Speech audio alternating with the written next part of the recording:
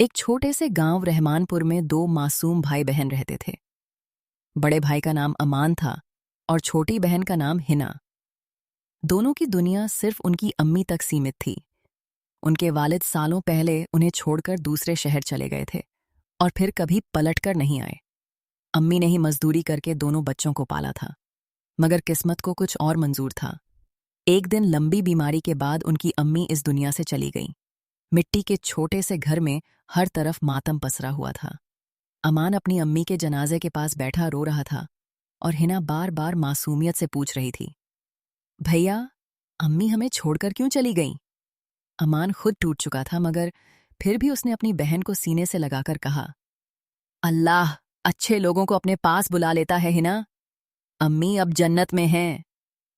अम्मी के इंतकाल के बाद दोनों अपने चाचा करीम और चाची शमीमा के घर रहने लगे। शुरू शुरू में सब ठीक लगा, मगर कुछ ही दिनों बाद उनका असली चेहरा सामने आने लगा। अमान, जो सिर्फ 8 साल का था, उसे सुबह सुबह उठाकर जानवरों का बाड़ा साफ करवाया जाता। कभी पानी भरवाया जाता तो कभी खेतों में काम करवाया जाता। उधर छोटी हिना से बर्तन धुलवाए जाते और घर की सफाई करवाई जाती। अगर किसी काम में जरा सी गलती हो जाती तो चाची जोर जोर से डांटती, तुम दोनों हमारे सिर का बोझ हो, ना जाने कब पीछा छूटेगा। यह अल्फाज दोनों के दिल को चीर देते। रमजान का महीना शुरू हो चुका था।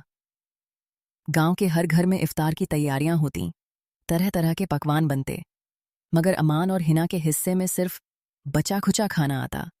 कई बार तो उन्हें भूखा ही सुला दिया जाता।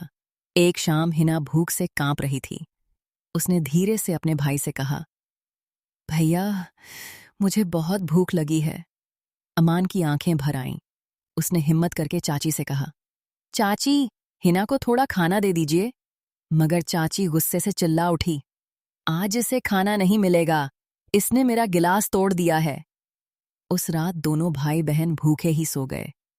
हिना दर्द से सिसक रही थी और अमान पूरी रात जागता रहा। आखिर उसने फैसला कर लिया कि अब वह इस घर में नहीं रहेगा। सुबह फजर से पहले वह हिना का हाथ पकड़कर घर से निकल गया। दोनों बिना कुछ बोले गांव की गलियों से गुजरते रहे और चलते चलते रेलवे स्टेशन पहुंच गए। उनके पास टिकट के पैसे नहीं थे, इसलिए दोनों चुपके से बातें थे। ट्रेन में चढ़कर सीट के नीचे छुप गए। कुछ देर बाद टिकट चेकर वहां पहुंचा। उसने दोनों को देखा और गुस्से से बाहर निकालते हुए बोला, टिकट नहीं है तो ट्रेन में क्यों बैठे हो? निकलो यहां से। डर के मारे दोनों अगले स्टेशन पर उतर गए। स्टेशन के बाहर एक बाजार था। हिना अब बहुत कमजोर हो चुकी थी। अमान ने उसे फुटपाथ पर बैठाया और बोला, तुम यहीं बैठो, मैं खाने का इंतजाम करके आता हूं। वह एक होटल में गया और मालिक से बोला, अंकल, मुझे काम दे दीजिए, बदले में थोड़ा खाना दे देना। मगर होटल वाले ने उसे धक्का देकर बाहर निकाल दिया। बेबस अमान की नजर पास खड़ी एक फल की रेहड़ी पर पड़ी। उसे अपनी बहन का चेहरा याद आया। उसने कांपते हाथों से एक केला उठाया और भागने लगा, मगर कुछ ही दूर जाकर वह गिर पड़ा। लोग उसे पकड़कर मारने लगे। चोर है ये, अमान रोते हुए कह रहा था। मैंने अपनी बहन के लिए लिया था, वो भूखी है। मगर किसी ने उसकी बात नहीं सुनी। तभी एक बुजुर्ग आदमी वहां आया। उसने लोगों को रोका और अमान को अपने पास बुलाया। अमान जल्दी से वहां से भागा और फुटपाथ पर पहुंचा, मगर वहां का मंजर देखकर उसकी चीख निकल गई। हिना जमीन पर बेहोश पड़ी थी। अमान उसे झकझोर कर रोने लगा, हिना, उठो, देखो मैं तुम्हारे लिए खाना लाया हूं। मगर हिना हमेशा के लिए इस दुनिया से जा चुकी थी। भूख और कमजोरी ने उस मासूम बच्ची की जान ले ली थी। अमान फूट फूट कर रोने लगा। पास खड़े वही बुजुर्ग उसकी हालत देखकर रो पड़े। उन्होंने हिना का जनाजा पढ़वाया और उसे सुपुर्द ए खाक कर दिया। उस दिन के बाद अमान की जिंदगी पूरी तरह बदल गई। उसने छोटी उम्र में मजदूरी शुरू कर दी। कभी होटल में बर्तन धोता, कभी गैराज में काम करता। दिन रात मेहनत करता रहा। वक्त गुजरता गया और वही गरीब बच्चा एक दिन बड़ा कारोबारी बन गया।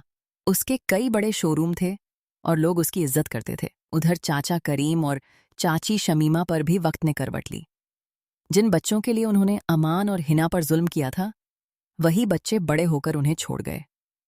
कारोबार खत्म हो गया और गरीबी ने उनके घर में डेरा डाल दिया।